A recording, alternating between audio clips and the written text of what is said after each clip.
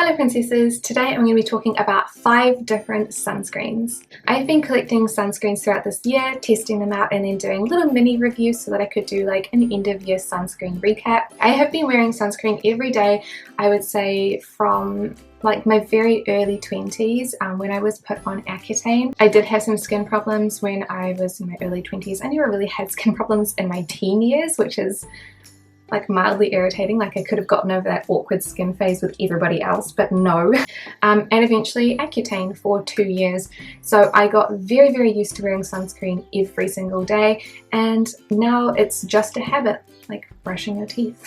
So I love trying out new sunscreens. My favorites are always Japanese or Korean ones because I feel like they are the most cosmetically elegant. I feel like most people's gripe with sunscreen is when you put it on, it looks like you're wearing sunscreen, it looks shiny, it looks like it's really white and pale, and you don't have to do that. There are a lot of sunscreens that look nice, and so today I'm going to show you a few that I really like and then a few that maybe I don't like so much, and then some recommendations for people with different skin types afterwards. So this is the list of sunscreens that I'm going to be showing you and the timestamps about when they're going to be. So if you're looking for one review in particular, please look at this and then just go to that review. You don't have to watch all of them if you don't want to. Or if you just want the broad overview of all of the sunscreens at the end, you can kind of just go to this part as well, just like the final thought section.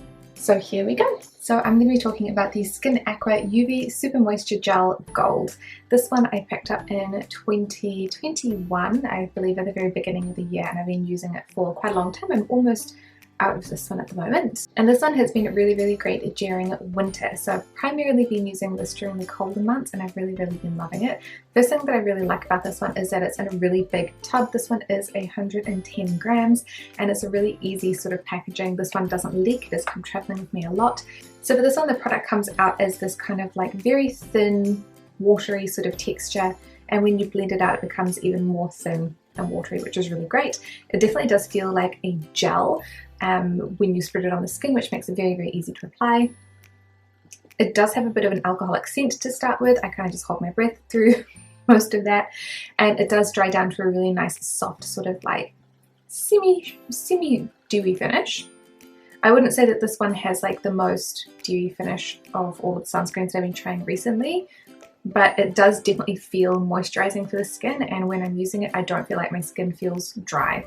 In general, because I am testing these sunscreens out as like day-to-day sunscreens rather than like through sweat and water, I'm not really going to talk about the waterproofness or the sweatproofness because I didn't test that. But I did find that most makeup products applied nicely over the top of it, which is a definite plus for me. And although my skin did look moisturized after I applied it, it didn't look like shiny or greasy, so I felt like I could wear this one on my days off wearing makeup as well. So this one is a really good all-round product and I would definitely purchase this one again. I really liked the size of the tub that you got. It was really cheap in comparison to a lot of the other sunscreens, and it worked well under makeup and by itself. So I would recommend this one for specifically people who get more dry skin because it is a moisturizing formula. The next one I'm going to be talking about today and the same day is this one from Sunkiller. This is the Perfect Strong Z, and I feel like I tried this one and it was the Perfect Strong Plus previously, so this one is a slightly different one. This one comes in a really tiny tube, and this one has actually been my traveling companion for the most part. I would take this bigger one traveling if I had the space because I like it a bit better, but this one definitely is just the littler size, different brand, same looking packaging. So this one is substantially smaller. This one is a 300 mils, which is a lot smaller, but the packaging obviously is a lot more travel friendly, which is really great. This one has one of those agitator balls in it when you shake it. So you do need to shake it up to kind of like mix the product together. This one has a really thin milk-like texture. When you spread it out on the skin, it also kind of spreads out to a thin watery texture, but this one still feels a little bit more matte and more drying. So when this one spreads out on the skin, I don't feel like it leaves my skin looking moisturized, but it does actually leave it looking a little bit more matte than before, which is really good for some instances, but not always the best for me personally. I find for this one, this actually works better for me if I am not wearing any makeup underneath in comparison to when I would be using it on a day-to-day basis.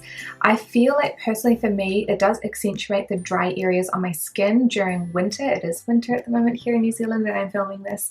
So when I'm actually using this product, I feel like it does dry my skin out a little bit and does make it appear more dry, so you can see that texture, which is not great. When I am using it without makeup on top, I feel like it looks fine, it looks really nice, because we don't have anything going over the top to accentuate the dryness. I do feel like this one may be a little bit too drying for those who have dry skin type already, or for sensitive skin it maybe is not the best option for you. Maybe choose one that has more moisturizing qualities. But if you have oily skin, this one might be a really good match for you because it has those mattifying qualities. Okay, so today I'm playing the Misha Soft Finish Sun Milk. This one I used to have like years and years and years and years ago, but they reformulated it, so it's like, okay, well, it's a good time to try it. This one is very liquidy. So this one, I believe they added a tone-up effect, which I'm not a huge fan of, but it's not too bad. I really like the application of the product. It's like very easy to apply and it settles down nicely on the skin. Again, I could do without that white cast from the tone up cream. So if you are someone who has a deeper skin tone than me, it's not one I would recommend unless you are specifically looking for that tone up effect. If you are paler, it's not so bad, and if you're putting makeup over the top, it's not so bad. The finish on the skin is a soft matte, so it feels moisturized, it feels nice and like soft, but it's not super shiny. There is like a little bit of glow, but it's not too bad. I don't find that it clings to any of the dry patches. However, I do find it slightly more drying than some of the other formulas that I've been talking about. I think for this one it's best suited for a normal skin type, so not oily and not dry. I feel like if you have oily skin, it's going to get quite oily quite fast, and if you have dry skin, it may stick to some of those dry patches or make them a little bit worse. But otherwise, still an all-round very nice sunscreen, just do not like the tone-up effect for me personally. Today's sunscreen is from Isntree, and this is the Hyaluronic Acid Watery Sun Gel. I've seen this one so many times and people really seem to love it. So I was kind of expecting to be the same, but I feel like this one for me isn't really like an everyday sunscreen because I do feel like it is just a little bit dewy for my skin if I'm not wearing any makeup especially. Under makeup, totally fine though. My skin does get a little oily in the summer, especially through the T-zone. So I tend to favour sunscreens that have a more matte finish during the summer and then a more dewy finish during the winter. So this one I might hold on for the winter next year. Of course in New Zealand while I'm filming this it is summer. So this is how the finish looks on the sunscreen. So you can see that it is really quite dewy. It's almost like damp looking, I guess, in a way, which I know a lot of people really like, and I myself like during winter, so it's not a negative, it's just there. For me, it is pretty colourless on the skin, however, because I am more fair, I'm not sure if it's going to be fully colourless with no white cast on deeper skin tones, but it certainly looks pretty promising. This one is specifically for dry skin though, so it says supplies abundant moisture, soothes and cools dry skin, so not 100% all the time for me, even from the product description. Overall, I really rate this one for winter for me personally, or if you have dry skin. It's a really beautiful formula, it applies easily, it is scentless as well, so I do believe that it is supposed to be good for sensitive skin. So if you've got dry, sensitive skin, or you like a more dewy finish, this is definitely one I recommend. Okay, so my lucky last sunscreen is from Kose. This one is the Mild Care Milky Gel, and I left this one till last because I probably like it the least. But this one, it does come with really cute packaging. It has that really cute little pale pink bottle, and it is a squishy tube. The sunscreen itself has that classic sunscreeny smell, which I kind of like. Like, it is very nostalgic, to be honest. And it has an interesting like milky gel texture, so I think that it is kind of, you know, like aptly named. It looks quite white when you apply it, and it does leave quite a white cast unless you're using a really small amount of the product. If you're using just like a really tiny amount, it's not so bad. But if you're using the correct amount to get the actual protection that it is advertised, I do find that even on me there is a significant white cast. I also find with this one that if I apply makeup over top of it, if I'm using the correct amount of sunscreen, that my makeup doesn't sit that well because the sunscreen itself takes a really, really long time to settle into my skin. I'm talking like 2 hours.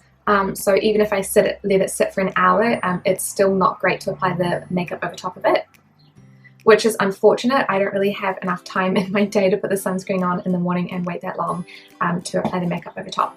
So for me, this is definitely not one of my favorites to wear on a day-to-day basis. However, I do wear it quite a lot if I'm going out like for a walk, if I'm exercising. I feel like it's an adequate sunscreen. It does its job properly. I just don't feel like cosmetically it is that elegant. There is that white cast and it does look quite shiny as well.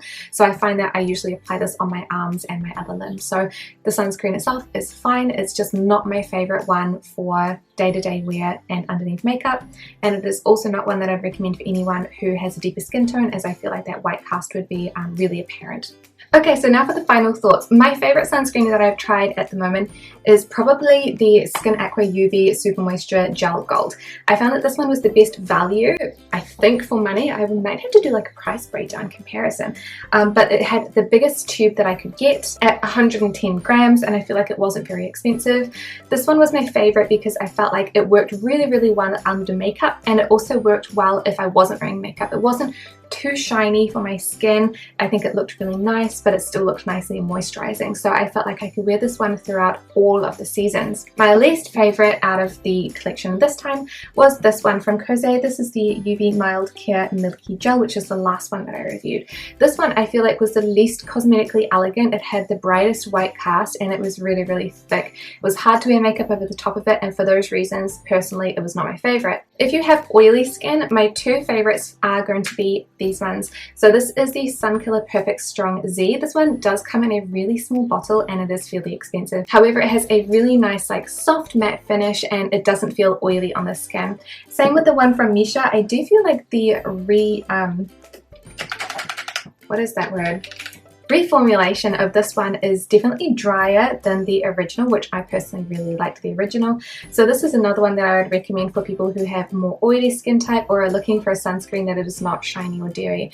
Both of these work super well with makeup on top or without. So these are my recommendations for the more oily skin types. For the drier skin types, I recommend the other two ones that I liked. This is the UV Super Moisture Gel Gold, as well as the Hyaluronic Acid one from Isntree. These are both really cosmetically elegant as well. I feel like they looked dewy but not over the top shiny. Like this one was over the top shiny, not a favorite, and they look nice underneath makeup as well. All of the sunscreens that I tried gave me great sun protection. I didn't feel like my skin tanned or burnt at any point while wearing these. However, please remember to apply the correct amount of sunscreen, because if you don't apply enough sunscreen, you are at risk for the tanning or the burning as well, or any kind of damage caused by the sun. And again, I don't know if I've mentioned this before, I'm not an expert in sunscreen. I've just been wearing it for a very long time and researching it. But again, I am not an expert. I wanted to also mention a few extra ones at the end that I already had that I may or may not like so much. So the first one is Sun by Me Fusion Niacin. This one I got last year and I really dislike this one. It's super thick, it's super heavy, it's super white casty. I just wear this one while I'm running because I know that after a run I am going to be going in the shower anyway. But yeah, this one is just super white, super thick. It does protect you from the sun, not a problem.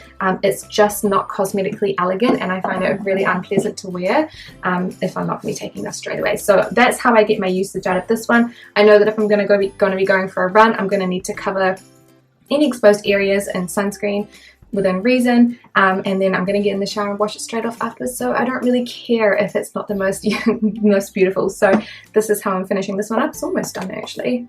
Then we have one from Etude House. This is the UV Double Cut. I didn't include this one because I have actually tried it and talked about it previously, but this is another one that is really nice and cosmetically elegant. I did feel like when I finished up the initial one, it was quite drying to my skin towards the end because of the alcohol content in it. It does kind of not dissipate or...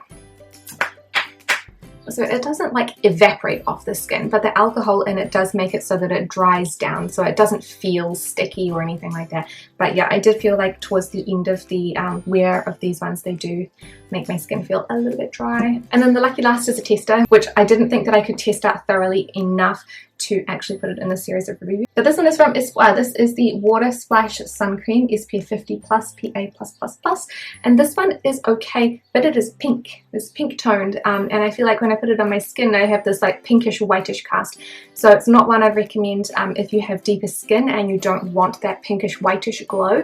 Some people like that, I don't personally, but yeah, even on my fair skin I found that this one did have that pinkish white glow, which was not great for me personally. But that is all of the sunscreens there. So there is quite a few of them in my house at the moment, but I do use them every day, so I feel justified in having this many sunscreens. If this video is helpful, please let me know and I will endeavour to do some more sunscreens in one go next year. I feel like if I just do one sunscreen review by itself, it's too short and it's not a very entertaining video, so I thought that I would try this out this time and see how I found it. So if you liked it, please do let me know down below and I will do it again. If you would like any adjustments or any extra inclusions of information, please let me know as well in the comments, and if I do this kind of video again, I will be sure to include them. So thank you guys so much for watching and I will see you in the next video. Bye!